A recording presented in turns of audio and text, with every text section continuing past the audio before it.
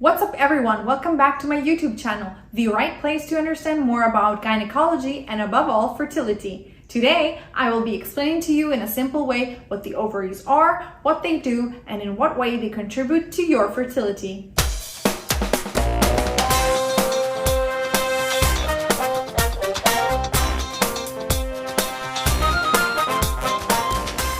Hi, I'm Dr. Rebecca Angelica Mashosha and I'm the medical director of a fertility clinic, and today I'll talk to you about the ovaries, your sex hormones and egg cells factory.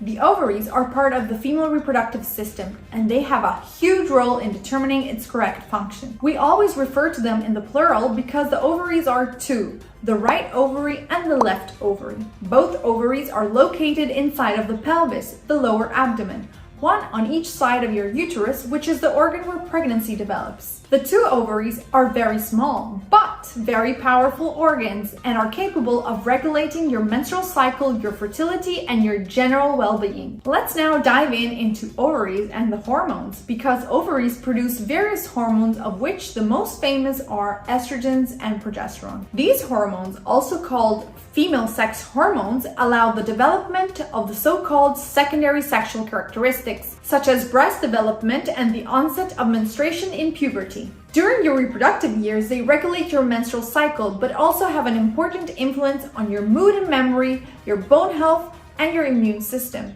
Just like diamonds, the ovaries' worth to women's health is immense. The ovaries, however, can also be seen as small fertility banks. In fact, they store your entire egg reserve from before you were even born. When you were still in your mom's womb, around the 5th month of pregnancy, your ovaries already possess the total number of eggs available to you in your life. At birth, depending on our genetics, our ovaries store about a few million eggs, but already by the onset of puberty, this number will have greatly reduced, falling to about 400,000. Every month, your brain sends instructions to your ovaries and regulates their hormone production to trigger the start of the menstrual cycle. At the beginning of each new cycle, the ovaries will take out from the egg bank a variable number of ovarian follicles, the houses of the egg cells. The selected follicles will then compete with each other, fighting like gladiators in the Colosseum to make the oocyte they have inside of them grow. Only one of the follicles will become the biggest and strongest of all and will be chosen by the ovary to produce ovulation,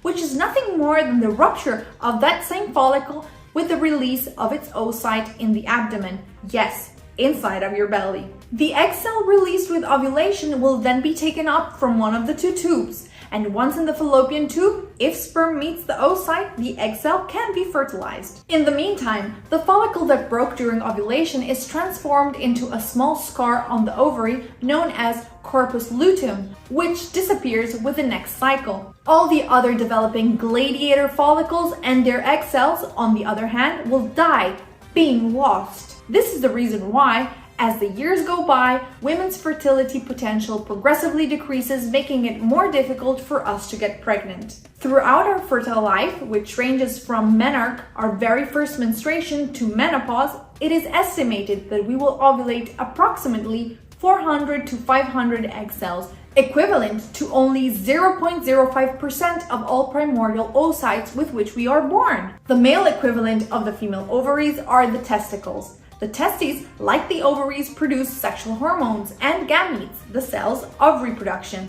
but in this case, of the male type. The most famous male sex hormone is without a doubt testosterone, and the male reproductive cells are the small tadpoles-looking cells known as sperm. But if the ovaries are inside the abdomen, how can the gynecologist check their health? Well, we can do that with the bimanual gynecological examination, which means that we do the palpation of the abdomen associated with the internal examination. We can also see the ovaries by using pelvic ultrasound, which can be done either transabdominally with the ultrasound probe placed on the lower belly, or transvaginally with the ultrasound probe inserted into the vagina. In selected cases, other imaging techniques such as magnetic resonance or CT scans can be used. There are many medical conditions that can affect the ovarian function, causing hormonal issues and decreased fertility. Let's take a look at some of them.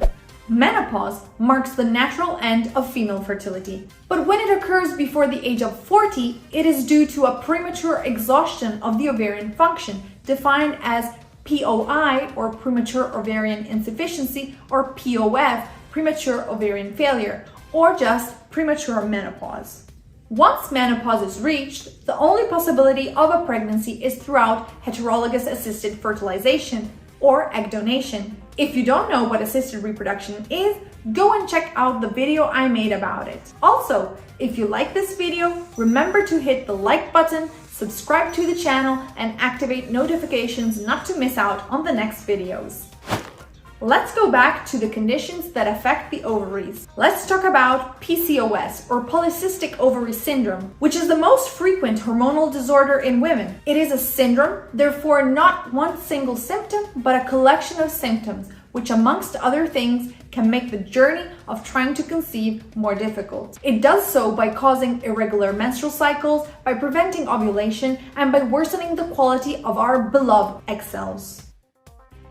We can also have the famous ovarian cysts. These can be of many types, depending on their origin and on their size, which can range from just a few millimeters to several centimeters. Most ovarian cysts are caused by the normal functioning of your ovaries and generally will disappear with your following menstrual cycle. In case of endometriosis, this chronic condition can cause the formation of ovarian cysts called endometriomas. But the craziest ovarian cysts of all are those called dermoids, inside of which sebum, hair, and even teeth can be found. Depending on the characteristics and size of each cyst, the gynecologist will tell you if no treatment is required or if a pharmacological or surgical treatment should be carried out. The most dreadful ovarian disease is without any doubt cancer.